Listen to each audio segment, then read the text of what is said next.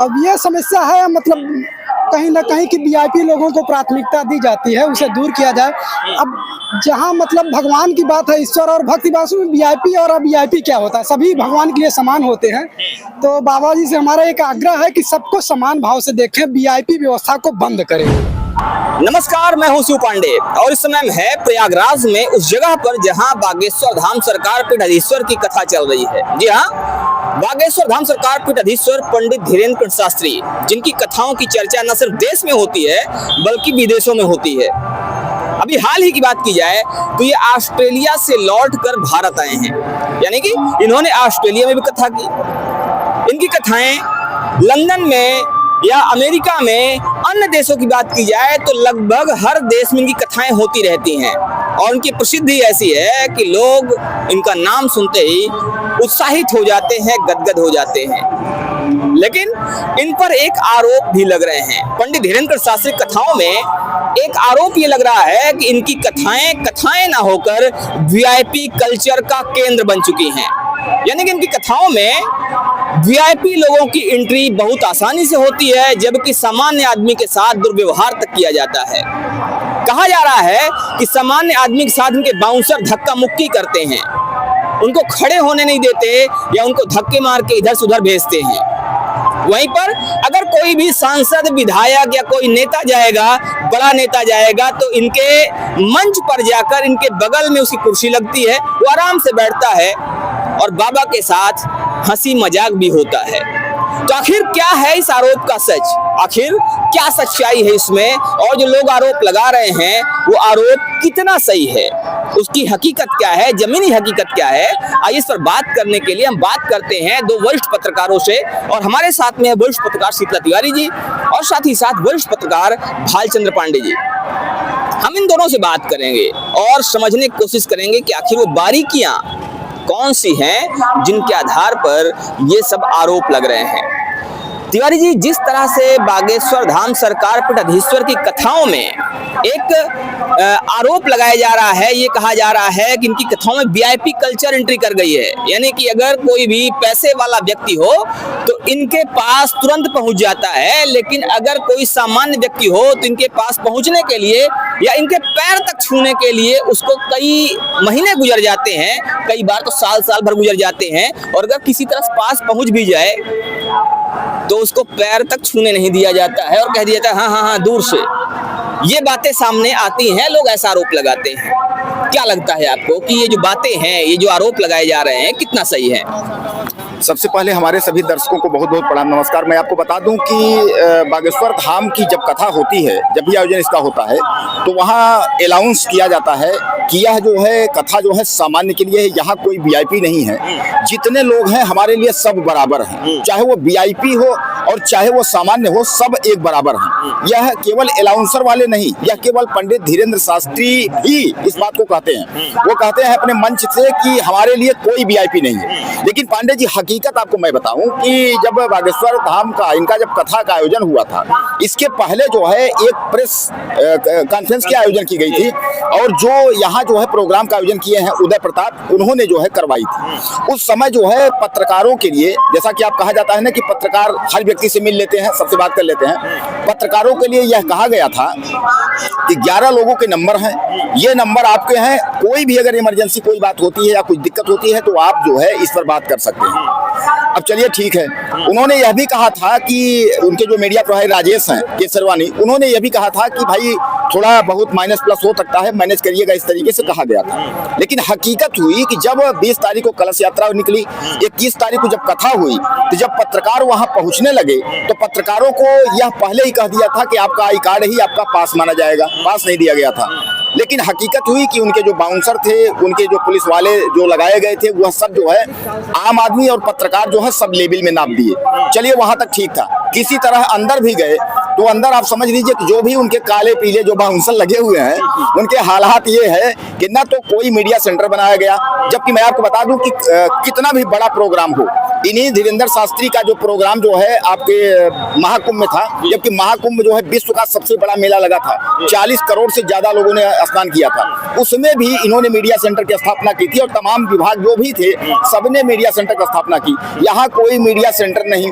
पत्रकार अगर अंदर जा रहा है तो उससे पूछा जा रहा है कि आपका जो है पास कहाँ है। जब ये कहा गया पास है ही नहीं है, आपने पास दिया ही नहीं, वो लोग बोल रहे हैं कि हमने पास जारी किया। यानी कहने का तात्पर्य है पंडित जी, यहाँ जो है बेवकूफ़ी वाला जो एक तरीके से जो धर्म के नाम पर दुकान जब चलने लगती है लोगों की, तो लोगों की जो दिमाग है वो पागल हो जाती है। सीधे सीधे आप समझ लीजिए कि दुकान जो है, जैसे तमाम संत जो है आए, और एक बात मैं आपको बता दूं, सीधी सीधी बात है, सनातन को बचाने वाले बहुत सारे संत जो है वो आए हैं और बचाते बचाते वो कहाँ तक हैं यह पता नहीं है। तो कहने का तात्पर्य यह है कि सनातन को लेकर के जो है एक तरीके से जो भी खेल चल रहा है और हमारे जो लोग हैं उस खेल का जो है वो शिकार हो रहे हैं। तो जिसका दुकान ठीक ठाक चलने लगता है तो वहाँ जो है वही स्थिति है। तो यहाँ भी वीआईपी कल्चर की स्थिति है, सामान्य के लिए कोई जगह नहीं। आप ये कह रहे हैं कि सनातन के नाम पे, हिंदू राष्ट्र के नाम पे पूरी तरह से दुकान चलाई जा रही है। बिल्कुल बिल्कुल, इसमें क्या है, इसमें तो सत्य बात है, सनातन के नाम पर और धर्म के नाम पर यह सब दुकान है।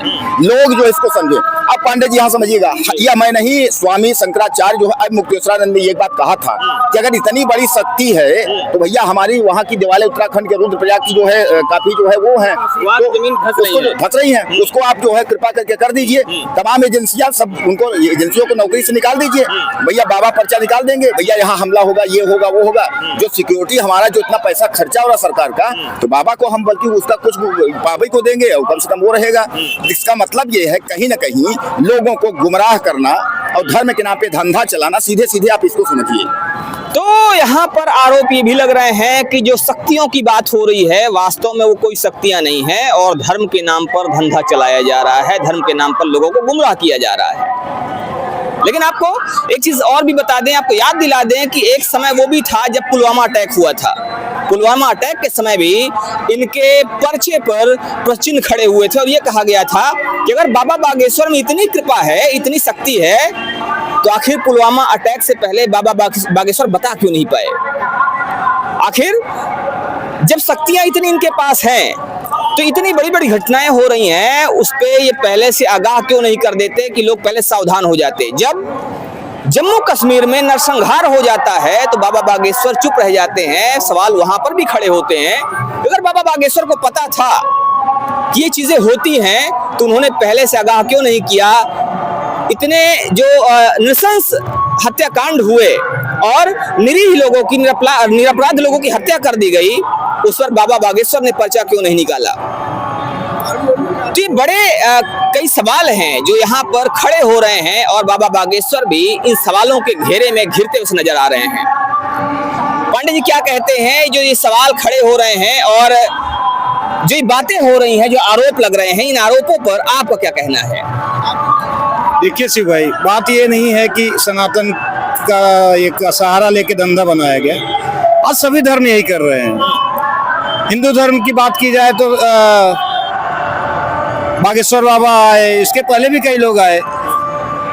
इसके पहले रामपाल को देखा है आपने, आसाराम बापू को भी देखा है आपने, ढेर सारे संत आए जो ढेर सारी कृपा बरसाए।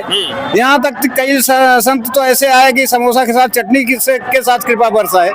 तो ये तो चलता रहता है और ऐसा हिंदू धर्म में ही नहीं है। देखिए क्रिश्चियन धर्म में भी क्या करते हैं, पानी फूंक के देते हैं, रोग सही करते हैं। कई पादरी ऐसे हैं कि अगर बीमार कोई जाता है, देखिए कई सभाएं लगती हैं जहाँ पर कि पब्लिक क्या कहती है ना कि वो फूंक के देते हैं, भैया पानी हमारा मरीज सही हो गया। तो देखिए हर धर्म में ऐसे लोग हैं, हर धर्म में दुकानें सजी हैं, ये एक व्यवसाय बन के रह गया है। देखिए धर्म अपनी जगह है लेकिन धंधा अपनी जगह है। ये लोग धर्म को धंधा बना रहे हैं और केवल यही भर नहीं, सभी धर्मों में ये है। तो ये अलग विषय हो गया।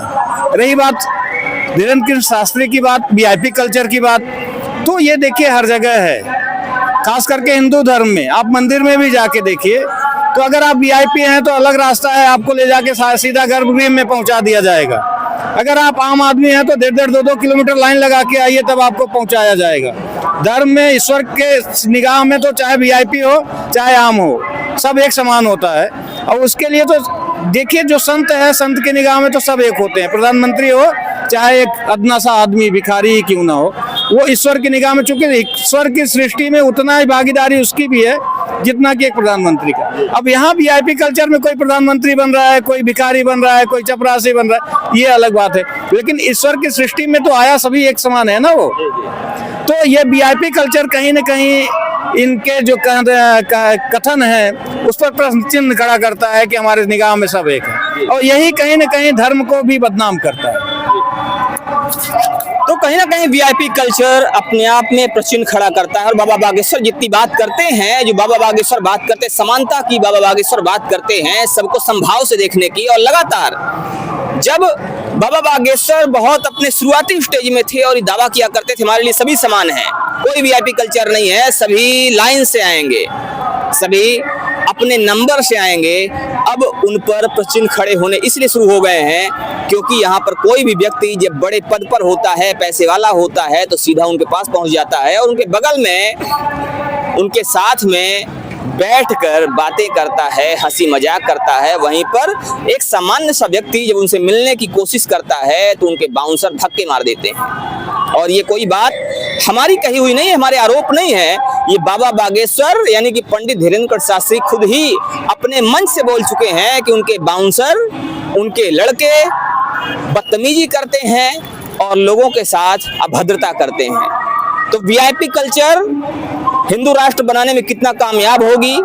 क्या ये वीआईपी कल्चर वास्तव में धर्म का भला करेगी, हिंदुत्व को आगे बढ़ाएगी, सनातन का भला करेगी? ये अपने आप में सोचने वाली बात है। फिलहाल इस पर आपका क्या मानना है, अभी हमें जरूर बताइएगा। बने रहिए हमारे साथ खबरों का अपडेट के लिए। जय हिंद।